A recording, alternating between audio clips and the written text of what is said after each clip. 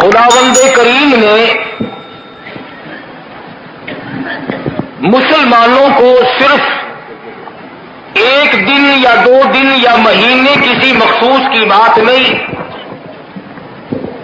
پروردگار عالم نے ہر دن کسی نہ کسی طریقے سے کریمی فرمائی۔ علماء کرام نے لکھا ہے کہ جس دن آدم علیہ السلام کا پتلا تیار ہوا اور آپ کے اندر روح پھونکی گئی تو محرم کی 10ویں تاریخ تھی۔ نوح علیہ السلام اور ان کی قوم کو جو نجات ملی اور دین کے دشمنوں کو برباد کیا گیا تو محرم کی 10ویں تاریخ تھی۔ حضرت ابراہیم علیہ السلام کو چیخا میں بچایا گیا تو محرم کی 10ویں تاریخ تھی۔ موسیٰ علیہ السلام کو دریا نے رستے بنا کر دیے تو محرم کی 10ویں تاریخ تھی۔ عیسیٰ علیہ السلام کو پھانسی چڑھانے لگے، اللہ پاک آسمانوں پہ لے گیا تو محرم کی 10ویں تاریخ تھی۔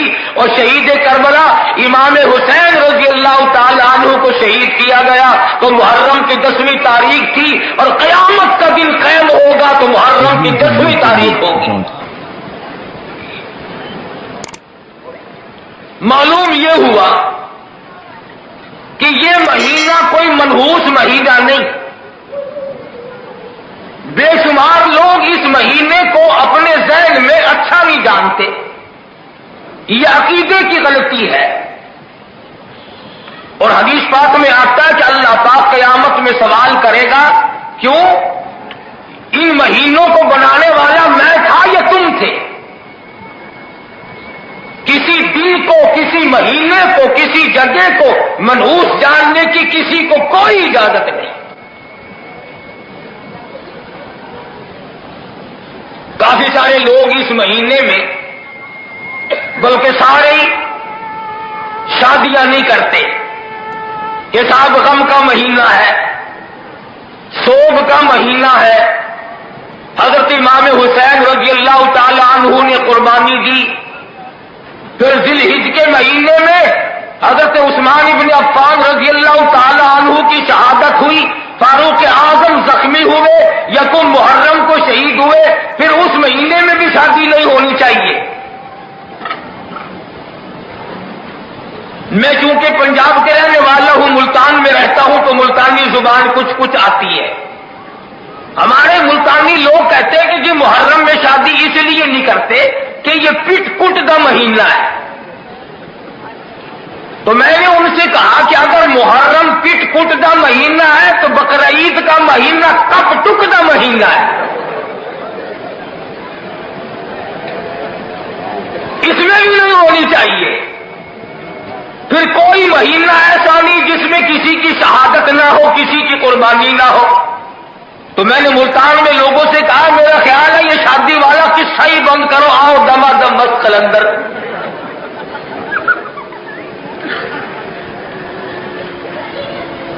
جب تک عقیدے کی اصلاح نہ ہو اس وقت تک عملی تو کوئی بات ہی نہیں بن سکتی، نظریات کی بنیاد صحیح رکھنی پڑے گی۔ میں کوئی شرارت دل میں لے کر کے نہیں آیا، نہ یہ اہل جلسہ کا کوئی پروگرام ہے کہ کسی فرقے کے خلاف کیچڑ اچھالوں یا کسی کو مورود الزام ٹھہراؤں۔ مجھے کیا غرض پڑی ہے، جیسا کوئی کرے گا وہ خود ہی بھرے گا۔ نشاندہی میں کیوں کرتا پھروں؟ میرا کام ہے اپنا مسلک بیان کرنا، اپنا عقیدہ بیان کرنا، اپنا نظریہ بیان کرنا۔ محمد مدنی سب کا جو صلی اللہ علیہ وسلم کے دربار سے جو مجھے ملا میں وہ بیان کروں، مجھے کیا غرض پڑی؟ چوروں کو پکڑنا پولیس والوں کا کام ہے، میں کیوں بھاگا پھروں چوروں کے پیچھے؟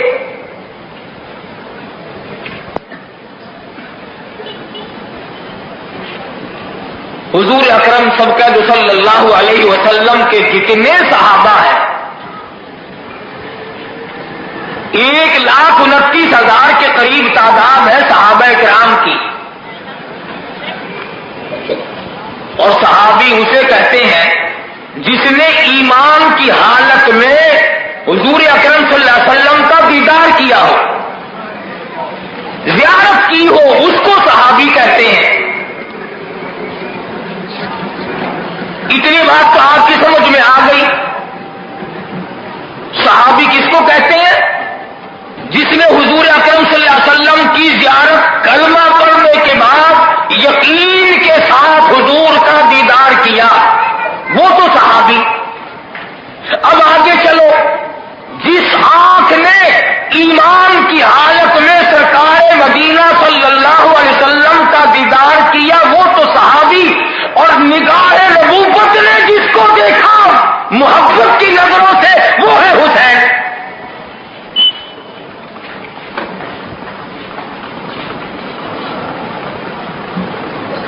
تمام کے تمام صحابہ سماع نبوت کے پروانے ہیں، رشد و ہدایت کے درخشندہ ستارے ہیں۔ کوئی صحابی بھی نعوذ باللہ نکما نہیں۔ اور خدا گواہ ہے، صحابہ کرام نے جو حضور کا دامن اس وقت پکڑا، یہ وہی لوگ جانتے ہیں کہ ان پہ کیا بیتی، دوسرا کوئی نہیں اندازہ لگا سکتا۔ امام الانبیاء محبوب کبریا حضرت محمد مصطفیٰ صلی اللہ تعالی علیہ وسلم کی لخت جگر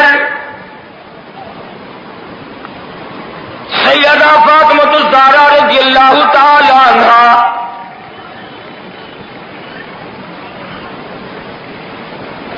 اپنے گھر میں رہتی ہیں۔ حضور اکرم صلی اللہ علیہ وسلم ملاقات کے لیے لڑکی کے بیٹی کے گھر میں تشریف لائے۔ آپ نے دروازے پہ کھڑے ہو کر اجازت مانگی، مجھے گھر میں آنے کی اجازت ہے۔ اندر سے آواز آئی، اپنی چادر پہلے پھینک دو پھر تشریف لانا۔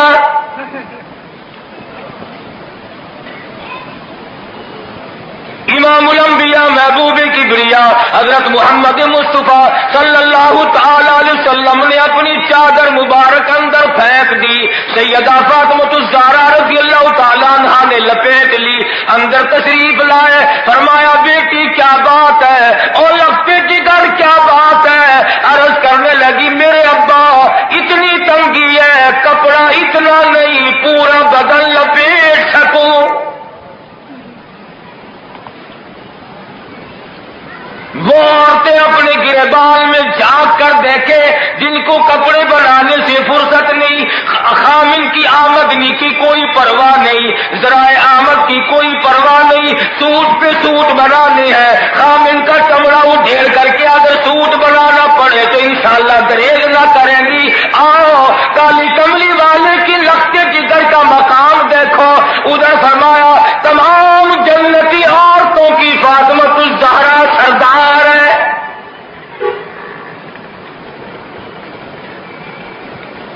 مدنی کریم صلی اللہ تعالی علیہ وسلم تشریف فرمائے، سیدہ فاطمہ الزہرا تشریف لے آئی، حاضر خدمت ہو گئی۔ عرض کرنے لگی میرے ابا یہ آپ کے لیے روٹی کا آدھا ٹکڑا لے کے آئی ہوں۔ فرمایا لخت جگر یہ تجھے کہاں سے ملا؟ عرض کرنے لگی 3 دن کی بھوک کے بعد ایک روٹی ملی تھی، آدھی میں نے کھا لی، آدھی ابا کے لیے بچا لائی ہوں، نہ معلوم میرے ابا کو کتنے دنوں کی بھوک ہوگی۔ مدنی کریم صلی اللہ علیہ وسلم کی آنکھوں میں آنسو آ گئے۔ فرمایا لخت جگر آج تیرے ابا نے 4 دن کے بعد روٹی دیکھی۔ ادھر یہ حالت ہے۔ مدنی کریم صلی اللہ تعالی علیہ وسلم تشریف لائے، لخت جگر بیمار ہے، کمزوری ہے، نقاہت ہے، نماز کے لیے کھڑی ہونا چاہتی ہے، گر پڑتی ہے، بیٹھ کے رونے لگی۔ میرے ابا ایک بیماری نے نڈال کر دیا، دوسرے بھوک نے بےتاب کر دیا، میری زندگی کیسے گزرے گی؟ دریائے کرم جوش میں آیا، فرمایا لخت جگر مسلح اٹھا۔ مسلح اٹھا کہ فاطمہ الزہرا نے دیکھا سونے کا ڈھیر ہوا ہے. آواز آئی لخت جگر جتنا جی چاہے اٹھا لو, جتنا چاہو لے لو, اور ایک بات یاد رکھو, دنیا میں ایس کا پروگرام بناؤ گی, دنیا چند روز ہے, قل متاع دنیا قلیل, دنیا چند دنوں کی, والآخرۃ خیر لمن اتقى ولا تظلمون فتیلا. آخرت باقی رہنے والی ہے. اتنی صابرہ تھی, اتنی صبر کرنے والی تھی, سونے کے ڈھیر کو مسلے سے ڈھانپ دیا.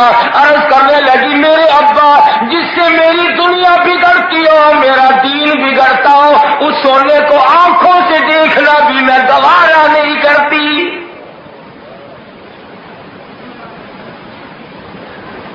فاطمہ الزہرا رضی اللہ تعالی عنہا نے ایک ایک وقت میں 3 کام کیے.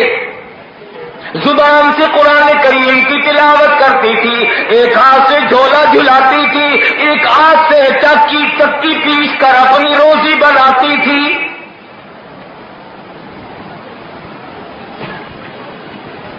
اللہ تبارک و تعالی نے نواسے عطا فرمائے حضور اکرم صلی اللہ علیہ وسلم کو. shahideislam.com. آج میرے تیرے یا اولاد پیدا ہوگی, نہ معلوم کس طریقے سے خوشی منائی جاتی ہے. ڈھول کھڑکائے جائیں گے, خسرے نچائے جائیں گے, کھگڑوں کے تماشے کیے جائیں گے. واہ فاطمہ الزہرا, اللہ پاک نے تجھے لخت جگر دی ہے, حضور تشریف لائے, لعاب دہن اپنا لے کر حضرت حسن حسین کے منہ میں ڈال دیا.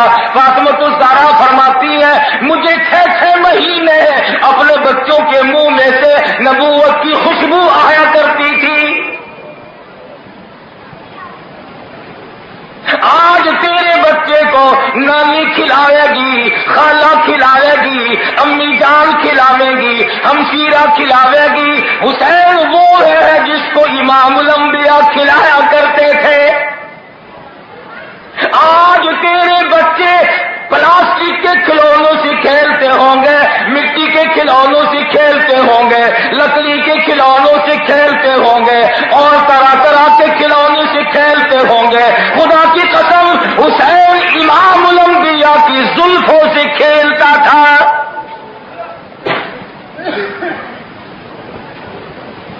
آج تیرے بچے ہوائی جہاز کی سواری کریں گے, ریل موٹر کار کی سواری کریں گے, سکوٹر کی سواری کریں گے, طرح کی سواری کریں گے. حسین وہ ہے جو امام الانبیاء کے کندھوں پہ سواری کرتا تھا.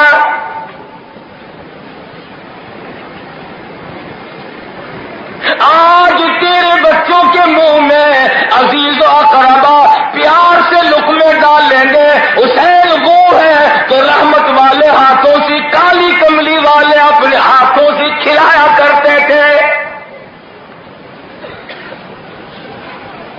آغوش نبوی میں پلا ہے حسین.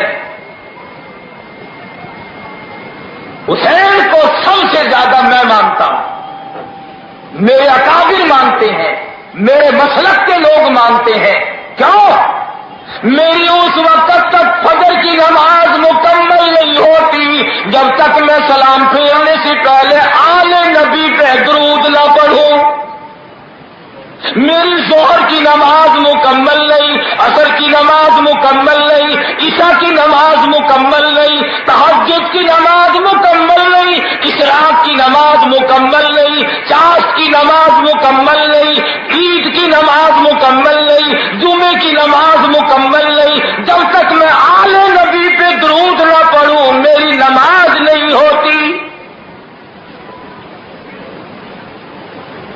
کوئی حسین کو سال میں یاد کرتا ہوگا, میں تو ایک وقت میں سنت نفل واجب جتنی نمازیں پڑھتا ہوں ہر نماز میں آل نبی پہ درود پڑھتا ہوں. مجھ سے زیادہ حسین کو ماننے والا کون ہے؟ اور یہ غلط بات ہے کہ صاحب حضرت حسین کا ذکر تو فلاں گروہ کریں گے. کیوں حسین کسی کو الاٹ ہو رہا ہے؟